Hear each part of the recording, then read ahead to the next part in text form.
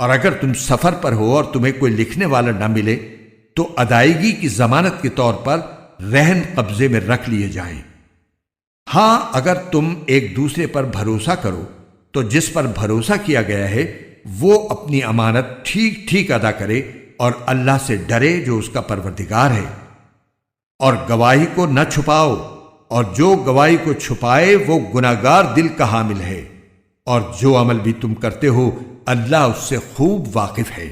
جو کچھ آسمانوں میں ہے اور جو کچھ زمین میں ہے سب اللہ ہی کا ہے، اور جو باتیں تمہارے دلوں میں ہیں خواہ تم ان کو ظاہر کرو یا چھپاؤ اللہ تم سے ان کا حساب لے گا۔ پھر جس کو چاہے گا معاف کر دے گا اور جس کو چاہے گا سزا دے گا، اور اللہ ہر چیز پر قدرت رکھتا ہے۔ یہ رسول یعنی حضرت محمد صلی اللہ علیہ وسلم اس چیز پر ایمان لائے ہیں جو ان کی طرف ان کے رب کی طرف سے نازل کی گئی ہے، اور ان کے ساتھ تمام مسلمان بھی۔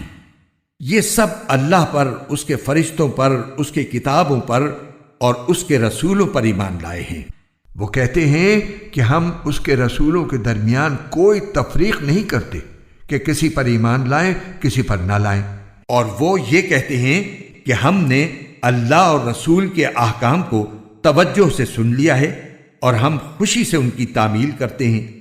اے ہمارے پروردگار، ہم آپ کی مغفرت کے طلبگار ہیں اور آپ ہی کی طرف ہمیں لوٹ کر جانا ہے۔ اللہ کسی بھی شخص کو اس کی وسعت سے زیادہ ذمہ داری نہیں سونپتا۔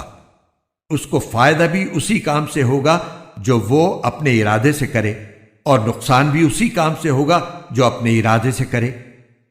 مسلمانوں، اللہ سے یہ دعا کیا کرو کہ اے ہمارے پروردگار، اگر ہم سے کوئی بھول چوک ہو جائے تو ہماری گرفت نہ فرمائیے، اور اے ہمارے پروردگار، ہم پر اس طرح کا بوجھ نہ ڈالیے جیسا آپ نے ہم سے پہلے لوگوں پر ڈالا تھا، اور اے ہمارے پروردگار، ہم پر ایسا بوجھ نہ ڈالیے جسے اٹھانے کی ہم میں طاقت نہ ہو، اور ہماری خطاؤں سے درگزر فرمائیے، ہمیں بخش دیجئے اور ہم پر رحم فرمائیے، آپ ہی ہمارے حامی و ناصر ہیں، اس لیے کافر لوگوں کے مقابلے میں ہمیں نصرت عطا فرمائیے۔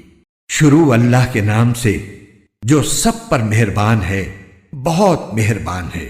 الف لام میم۔ اللہ وہ ہے جس کے سوا کوئی معبود نہیں، جو سدا زندہ ہے، جو پوری کائنات سنبھالے ہوئے ہے۔ اس نے تم پر وہ کتاب نازل کی ہے جو حق پر مشتمل ہے، جو اپنے سے پہلی کتابوں کی تصدیق کرتی ہے، اور اسی نے تورات اور انجیل اتاری جو اس سے پہلے لوگوں کے لیے مجسم ہدایت بن کر آئی تھیں، اور اسی نے حق و باطل کو پرکھنے کا معیار نازل کیا۔ بے شک جن لوگوں نے اللہ کی آیتوں کا انکار کیا ہے ان کے لیے سخت عذاب ہے، اور اللہ زبردست اقتدار کا مالک اور برائی کا بدلہ دینے والا ہے۔ یقین رکھو کہ اللہ سے کوئی چیز چھپ نہیں سکتی، نہ زمین میں نہ آسمان میں۔ وہی ہے جو ماؤں کے پیٹ میں جس طرح چاہتا ہے تمہاری صورتیں بناتا ہے، اس کے سوا کوئی معبود نہیں۔ وہ زبردست اقتدار کا بھی مالک ہے، اعلیٰ درجے کی حکمت کا بھی۔ اے رسول، وہی اللہ ہے جس نے تم پر کتاب نازل کی ہے، جس کی کچھ آیات تو محکم ہیں جن پر کتاب کی اصل بنیاد ہے، اور کچھ دوسری آیات متشابہ ہیں۔ اب جن لوگوں کے دلوں میں ٹیڑھ ہے وہ ان متشابہ آیتوں کے پیچھے پڑے رہتے ہیں تاکہ فتنہ پیدا کریں اور ان آیتوں کی تاویلات تلاش کریں، حالانکہ ان آیتوں کا ٹھیک ٹھیک مطلب اللہ کے سوا کوئی نہیں جانتا۔